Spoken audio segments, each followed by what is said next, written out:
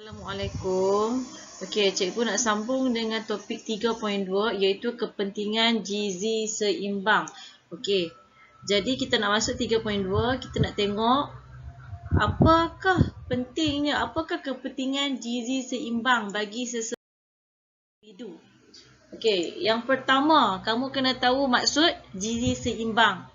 Okey, gizi seimbang ialah pemakanan yang mengandungi semua kelas makanan yang diperlukan oleh tubuh badan dalam kuantiti yang betul. Okey, sebelum ni kita dah belajar, kita ada 7 kelas makanan. Kalau kamu ingat. Okey, ada cikgu share video juga sebab hari tu ada masalah lain. Okey, jadi 7 kelas makanan ni, cuba namakan sendiri, ingat tak? Okey. 7 kelas makanan, kita ada karbohidrat. Yang utama kita ada karbohidrat, protein, lemak. Okey, kita ulang kaji balik. Karbohidrat untuk membekalkan tenaga, protein untuk pembesaran, lemak membekalkan tenaga 2 kali ganda lebih berbanding dengan karbohidrat. Kemudian kita ada vitamin. Vitamin kita ada 2 jenis. BC, vitamin yang larut air. Vitamin A, D, E, K, larut lemak. Okey, kemudian kita ada mineral. Mineral ni kita ada banyak. Kita ada kalsium dan sebagainya. Okey, kemudian kita ada juga air dan juga pelawas. Okey, air perlu untuk menyeimbangkan suhu dalam badan kita dan juga sebagai medium tindak balas kimia. Manakala pelawas juga yang mana kita banyak dapat pada sayur-sayuran hijau dan juga buah-buahan. Fungsinya adalah untuk mengelakkan kita daripada sembelit. Okey, jadi dalam gizi seimbang, dia mengandungi semua kelas makanan ni. Okey, tetapi mestilah dalam kuantiti yang betul. Tak bolehlah kalau kamu ikut suka hati kamu walaupun ada semua kelas makanan, tapi kalau kuantiti yang tak betul, kita tak boleh panggil sebagai gizi yang seimbang. Okey, menurut pinggan sihat telah diperkenalkan oleh KKM, Kementerian Kesihatan Malaysia. Okey, makanan yang bagus, pemakanan yang bagus adalah suku-suku separuh. Suku-suku separuh, kalau kita nampak di sini, suku adalah ikan, ini adalah sumber protein. Sumber protein, kita ada ikan, ayam, daging ataupun ke kacang.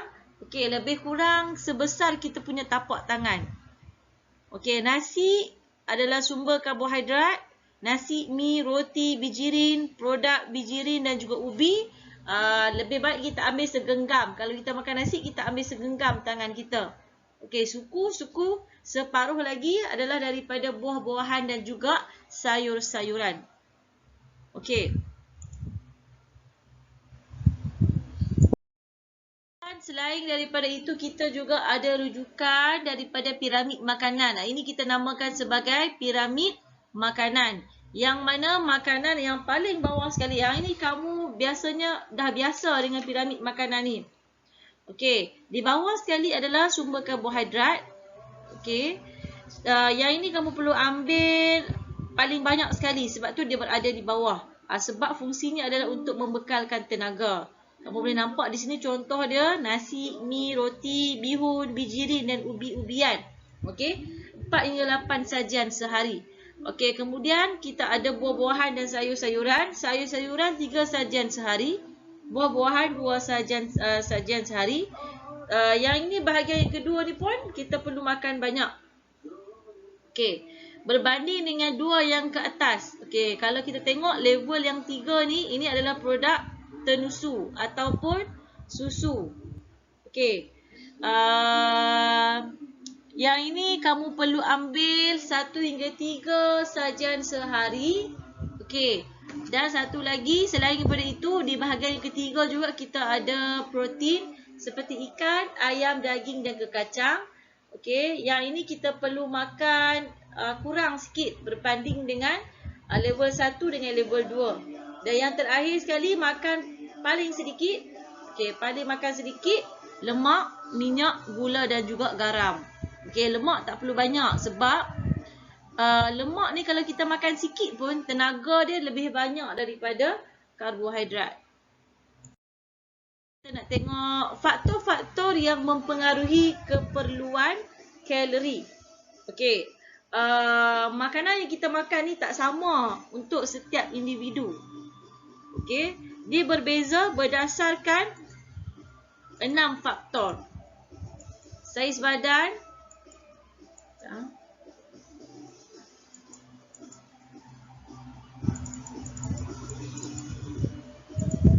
Okey, kita ada umur, pekerjaan, jantina, keadaan kesihatan dan juga iklim. Okey, 6 perkara ni mempengaruhi keperluan kalori. Yang menunjukkan bahawa 6 perkara ni menyebabkan pengambilan gizi seimbang tu tak sama. Okey, kita tengok penerangan yang pertama adalah saiz badan. Okey, kalau kamu tengok dalam gambar ni ada 2 orang, satu berbadan besar, satu berbadan kecil. Mungkin kalau cikgu tanya kamu, pendapat kamu.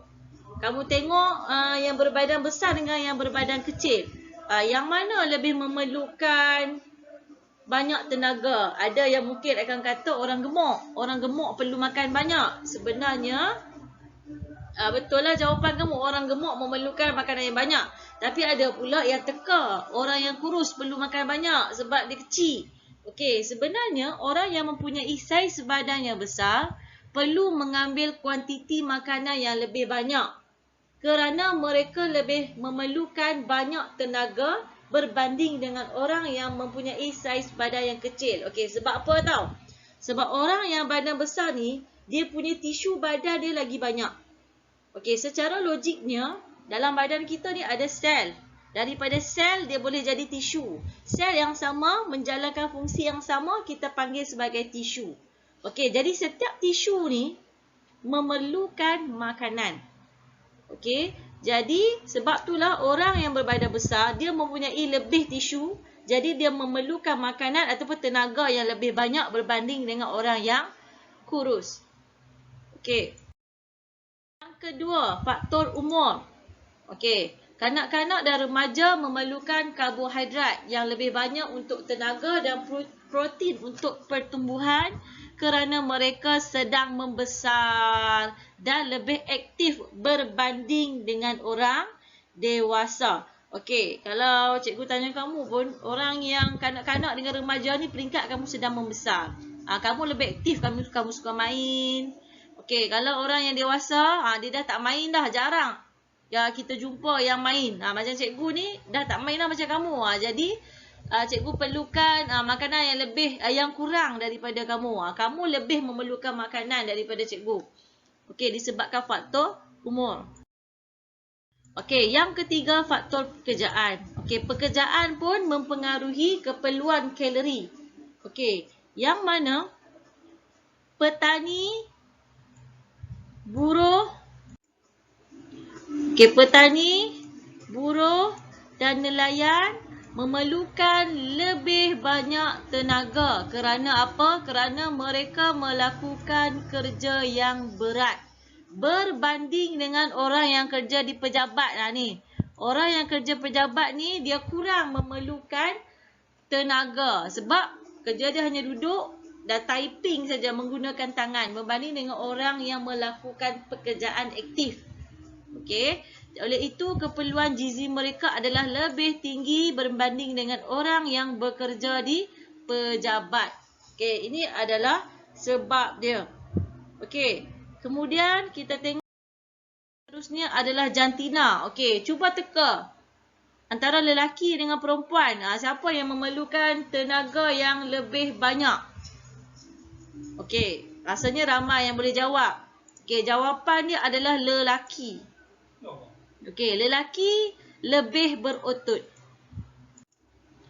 Okey, lelaki dia lebih berotot. Jadi, biasanya lelaki ni dia melakukan aktiviti yang lebih berat berbanding dengan wanita ataupun perempuan. Okey, oleh itu mereka memerlukan kuantiti makanan yang lebih banyak daripada perempuan. Yang ni kita biasa tengok sebenarnya kalau kamu perhatikan kan. Kadang-kadang seorang budak lelaki tu, kita bandingkan umur yang sama lah. Contoh umur 14 tahun sama. Okey, saiz badan pun sama lelaki dengan perempuan. Kadang-kadang kita tengok lelaki tu badan dia kecil. Sama lah dengan seorang perempuan lagi kecil juga. Tetapi dia makan tu 1 pinggan pun tak cukup. Okey, dia pun dia lapar lagi. Sebab apa?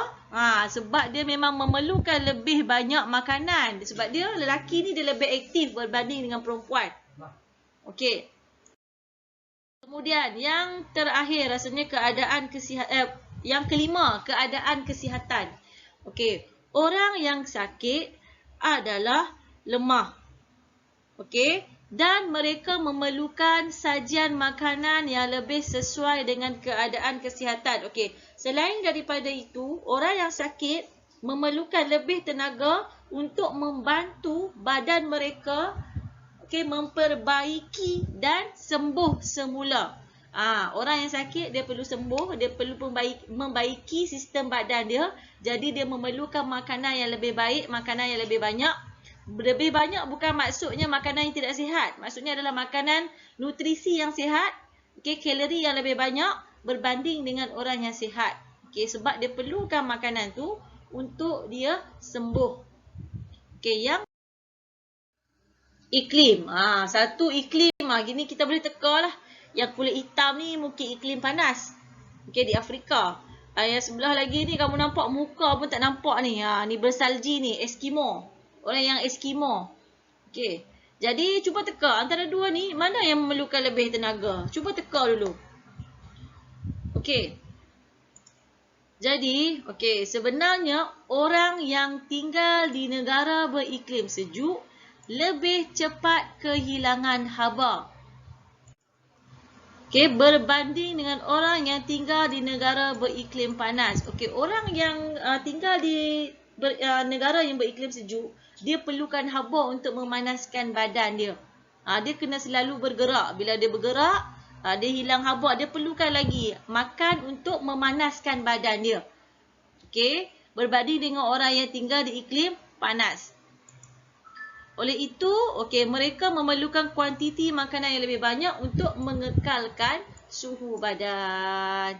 Ini 6 faktor penentuan kalori makanan. Kemudian kita nak tengok nilai kalori makanan. Makanan mengandungi, ini kita ulang balik je, beberapa kelas asas, karbohidrat, protein dan lemak. Kelas asas yang utama, karbohidrat, protein dan juga lemak. Ketiga kelas asas ini menghasilkan kuantiti tenaga yang berbeza apabila dibakar. Bila kita makan sesuatu makanan lah, sama ada karbohidrat, protein dan lemak, dia akan dibakar di dalam badan kita. Dibakar tu bukannya maksudnya kita nyalakan api, bukan. Dia akan melalui proses metabolisme. Yang ni yang kita sebut sebagai metabolisme. Metabolisme badan adalah pembakaran makanan untuk menghasilkan tenaga. Kita akan pecahkan makanan yang kita makan tu kepada tenaga. Itu maksud dia.